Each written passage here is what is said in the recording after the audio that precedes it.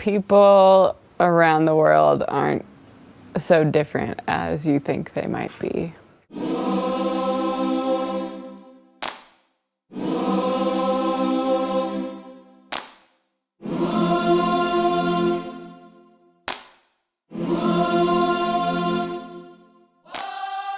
I wanted to do Peace Corps since high school when I learned about it in history class.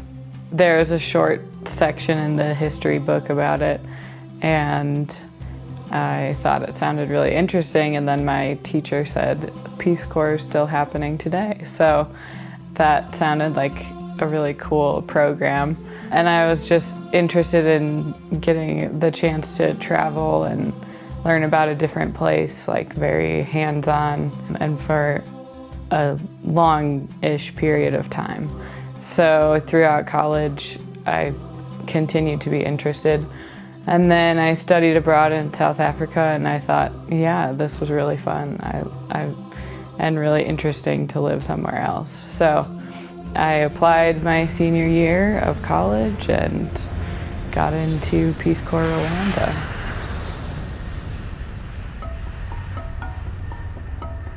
So I first flew into Kigali September 11th, 2014. One of the first things I noticed was just the air smelled different when I got off the plane, more like, I don't know, dense or something, or just like pretty rich. And so that was like a nice first impression. We stayed in Kigali for a couple of nights. Went to the Peace Corps office in a neighborhood called Nyarutarama. And then from there we went to Ramagana and began our 3-month PST, pre-service training. So I came in a group of 36 people. We're the 6th group in education. So we're called Education 6 or Ed 6. A number of people have left over the last couple of years for various reasons, so our group is 24 people now. Training was really important. The language aspects and culture and like safety and security stuff, medical, was all really good. We lived with a host family for that time. I had like a host mama, and she has 5 daughters, but they're all sort of grown up. But she like often takes care of grandchildren or like nieces or nephews that come to like stay with her for certain amounts of time. And that seems to be sort of a trend, like families really help each other out when they need it. Another thing I noticed was the amount of farming. Like everyone has their own plot. Like people are always cultivating their crops. The sun always sets and rises at the same time. There's not the same sort of variation of seasons. There's just rainy and dry season, but there's no, since it's at the equator, it doesn't really vary much. There's people everywhere. You can't really get away from them. If you go for a walk, it's more like you're on display, which can be fine, but you have to prepare for that mentally every time you leave the house. After 3 months of training, we had a swear-in ceremony in Kigali at the ambassador's house, U.S. ambassador's house, and then moved to our sites. So I moved to Bumba in Rutsiro district. It's a small village.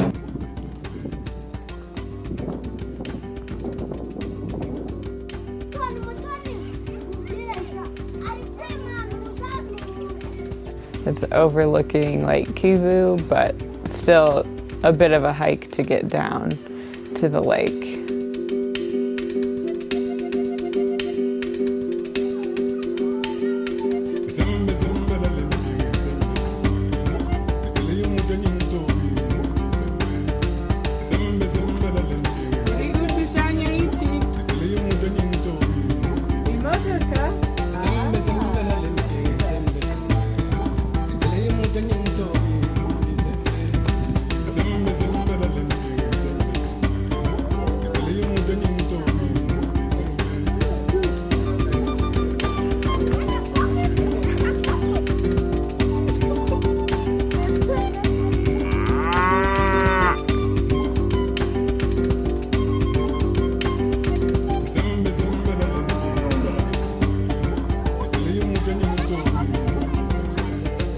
All right, this is my house in Boomba. This is the living room, dining room area, plus 20 kids outside. And this is the bedroom in the same room. Then here is the kitchen. I've got a hot plate, a kettle, my water filter. Yep.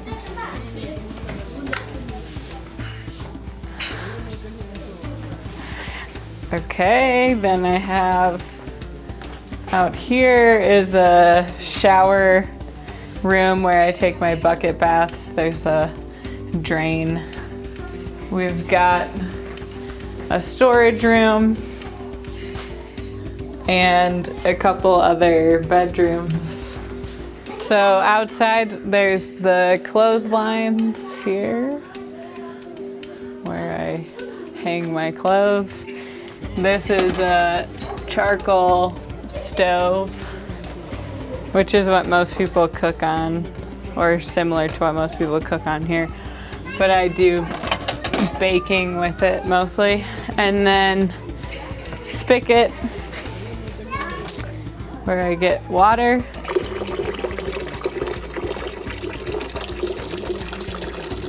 Then there's the latrine here. Yeah, so that's my house.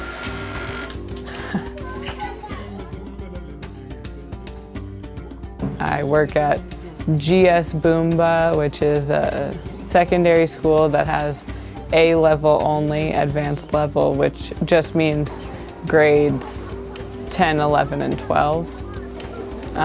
Senior 4, 5, and 6 is what it's called here. The school has two options, they're called, or combinations. One is accounting and one is computer science. So their main course of study is either in accounting or computer science. But everyone takes an elective of English, but that's just 2 hours a week for each class. So my first year I taught senior 4 and a couple of sections of senior 6, and this year I teach senior 4 and senior 5.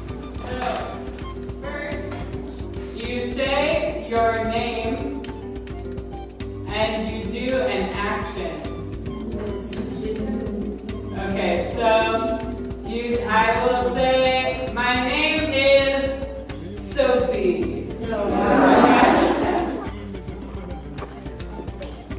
Abana baramukunze.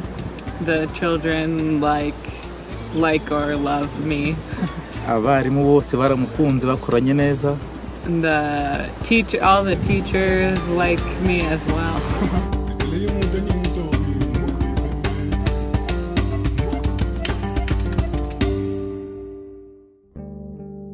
I get up, I make coffee. I'm not really a morning person, so I need to energize before going to school. Then I go to school, teach for a varying number of hours, have break with the teachers, eat lunch with the teachers generally, unless I'm feeling pretty tired. And then I come home. Some days I just am home, I read, I watch shows on my computer, or I'll go back to school and do a club on some days. There is Glow Club, which is Girls Leading Our World. It's a girls leadership empowerment club. We talk about health and confidence and things like that. So that it's been kind of hard to have regular clubs, because even when I try to make a specific date or a specific day of the week. It's like, it's Thursday at this time. People are always asking me, oh, are we having Glow Club? And I say, yes, we are always going to have Glow Club at this time. And then nobody comes, and then I have to go around finding everyone. And then they're like, yay, Glow Club. But it's just kind of gets a little bit frustrating. But the girls are pretty great. And then there's also B Club, Boys Excelling. B Club, you know, they do similar things, talk about leadership, public speaking, some health stuff. And then with those clubs, the volunteers plan camps every year. So recently, about 4 weeks ago, we had our Globe camp, Glow and B combined, which was our first time doing that. But it was really cool to have the students interacting with each other in these interesting lessons. So this is Teofil. He is one of the leaders of B Club, and he was a junior facilitator at Globe Camp in July. This is another Teofil, but from Senior 4, and he was at Globe Camp also. This is Peter in Senior 5, also from Globe Camp. Now they're coming, they see the shirts. So, yeah, then Solange is here. She was a junior facilitator at Globe. And then this is Angel from also went to camp, and she's in Senior 5.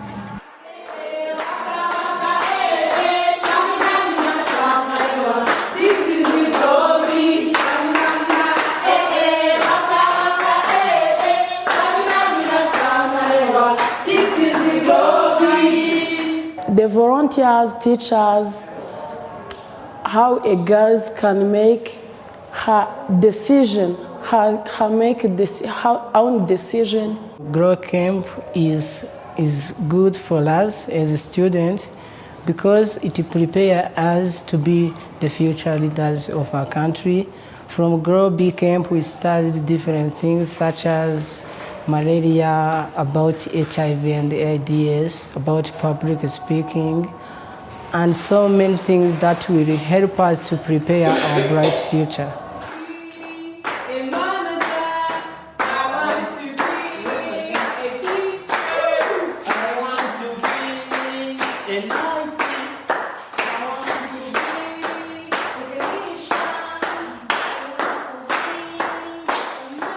Peace Corps has 3 goals. One is to bring Guild volunteers to a place where the government has asked them to come and to work in a community for 2 years. The second goal is to share American culture with the country that you're in.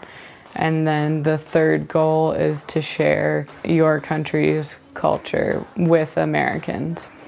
It's a lot more about like friendship and sharing and like learning about a different culture than about coming in and making some kind of change or just not really knowing anyone and deciding to do all these projects.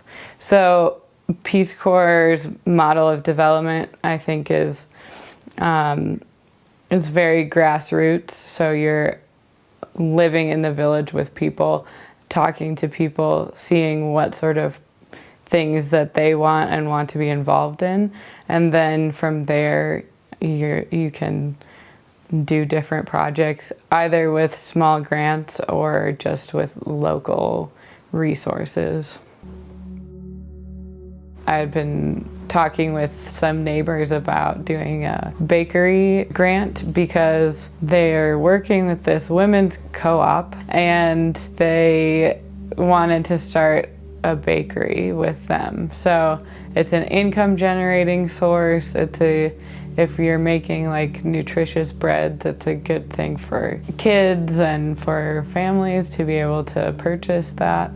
And they're really hoping to use like local resources and foods to make the breads instead of always getting flour from really far away.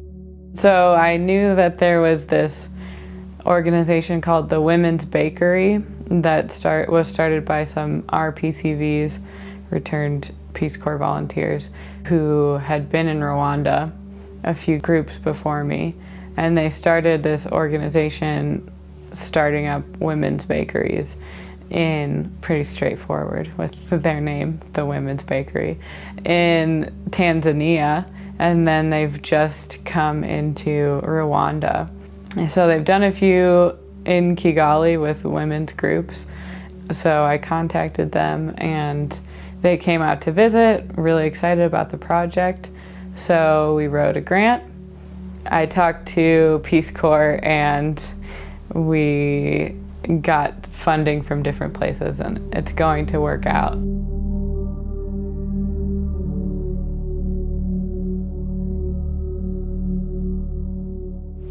Yeah, it's definitely challenging to be living alone or feeling pretty isolated. I mean, even though there's always people around, that's different than like being around people from your own culture who like really understand you, and so it can get pretty lonely.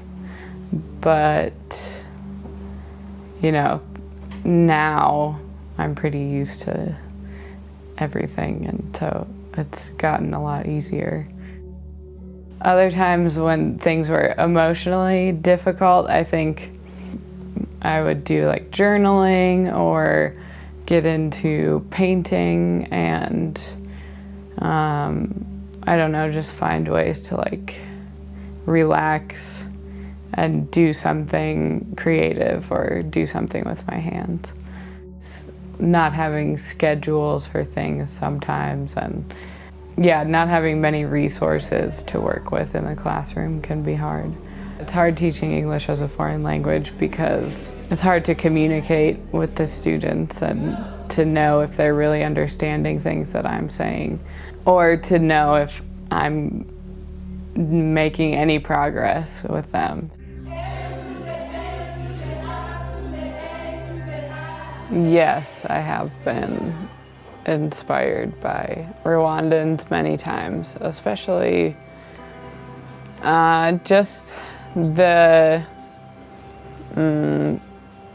strength it takes to keep working and keep trying to move your country forward after such a horrific event in 1994 with the genocide.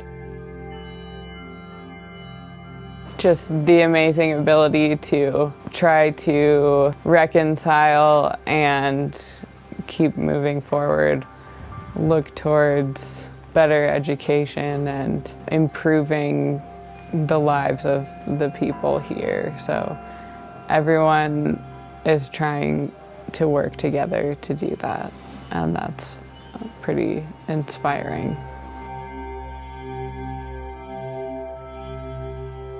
I only stayed with my host mama for 3 months of my time here, but during that, they became like another family to me here.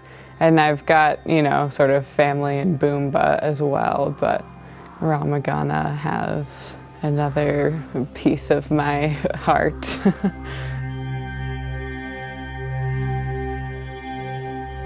Definitely my students, just like really funny and like sometimes awkward kids.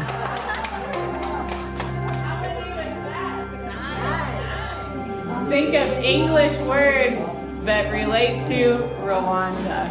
No. They're just really nice, so I'll miss them a lot.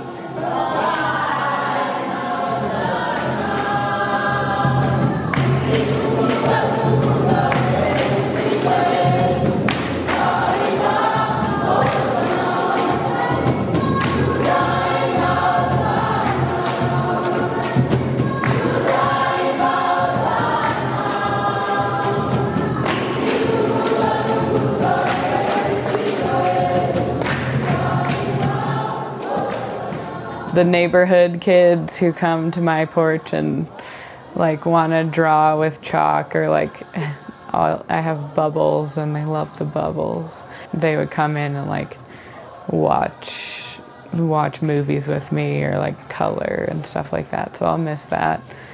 I'll miss the other teachers. They're a really good community, like really friendly people and always nice to talk to. And then definitely the people at the community center, Jackie and Ernest and Sierra, the little 5-year-old who's there. And I'll miss like having the Peace Corps volunteer network that I've had here.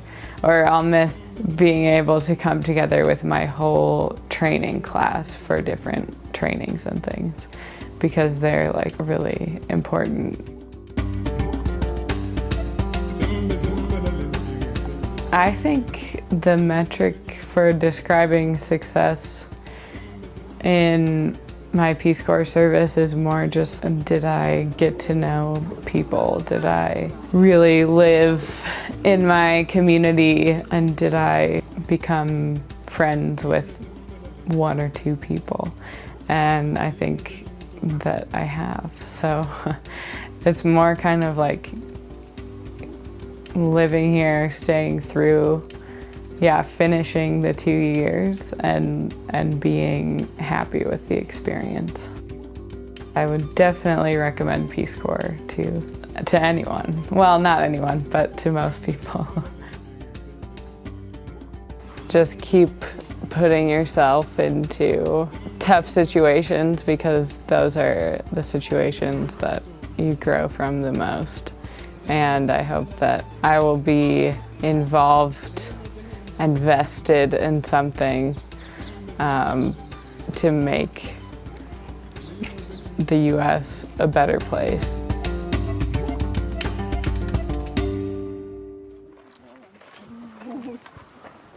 Oh, Ugatobu is a beautiful place. I told you, the real beauty of Rwanda, eh? It is a real beauty. Yeah, it's true. Man, and where the priests live. Yeah. Right there, it's like the view of all the mountains.